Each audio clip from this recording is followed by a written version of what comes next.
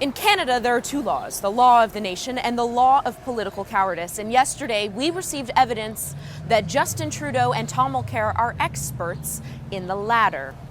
There's a Mohawk Indian reserve in Quebec that's named Kahnawake.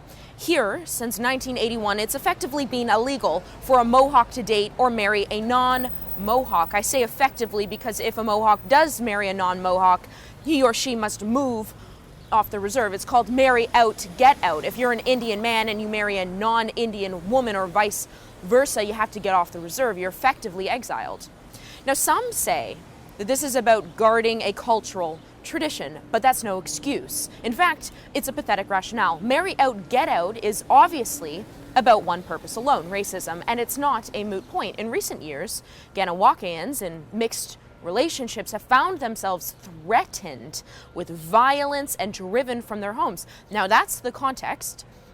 And here's the fact. Yesterday, attending the Assembly of First Nations conference in Montreal, Justin Trudeau and Tom Mulcair were asked by an intrepid journalist about their opinions on Kahnawakes' racism.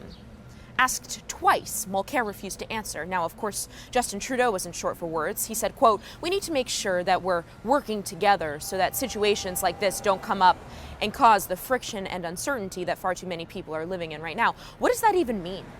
Here's a community that's practicing racial purity, and both Trudeau and Mulcair are too cowardly to take a stand against it, against blatant, unrepentant, racist intimidation. They won't condemn it. Consider the absurdity of this. Consider in any other circumstance where, for instance, a white woman is dating a black man and either she or her partner is threatened for that relationship, it would rightly raise a national uproar. You can be sympathetic to the plight of Aboriginals and still speak against the indefensible. Respect for Aboriginals is the opposite of this silence against injustice. Now, what Mulcair and Trudeau are doing here is applying the same logic that for so long excused Indian chiefs from collecting outrageous salaries and dishonoring the people they're supposed to serve.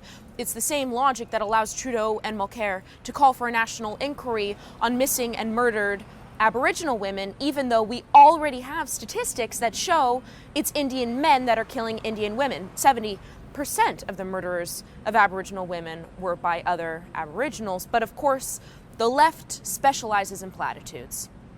The courage of leadership isn't about doing what's right only when what's right is easy and politically uncomplicated. Real leadership requires the responsibility to take stand and hold that stance, a stand against those who, like some in the Mohawk Reserve of Kahnawake, stand unconfronted in the service of repugnant racism. For TheRebel.media, I'm Marissa Simkiw.